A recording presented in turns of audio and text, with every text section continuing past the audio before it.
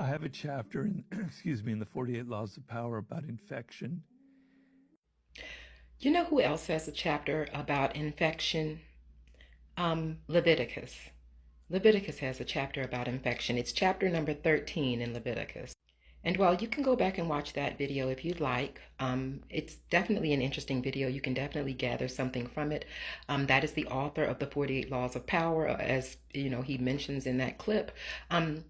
That chapter that he mentions about infection, it's not so much a revelation as it is a interpretation of chapter 13 in Leviticus. Chapter 13 in Leviticus talks about uh, regulations of skin diseases, and it specifically speaks to infections. The next chapter specifically speaks to mildew, and it would appear that they are just talking about infections and that they are just talking about mildew, but it goes deeper than that because it's not just the body, it's also the spirit. And so when in chapter 13 they talk about infection, they are basically telling you to do exactly what he is telling you to do. If you detect what might be an infection because there is something uncomfortable going on in chapter 13, it says on your skin. But this is true when it comes to houses, when it comes to your skin, when it comes to your life, when it comes to anything. An infection is an infection is an infection. Okay? If you detect something that might be an infection, chapter 13 tells you to examine it. Says that you're to examine it. You're to determine if it goes deeper than the skin. Notice how in that video, if you go back and watch him, he talks about they get under your skin.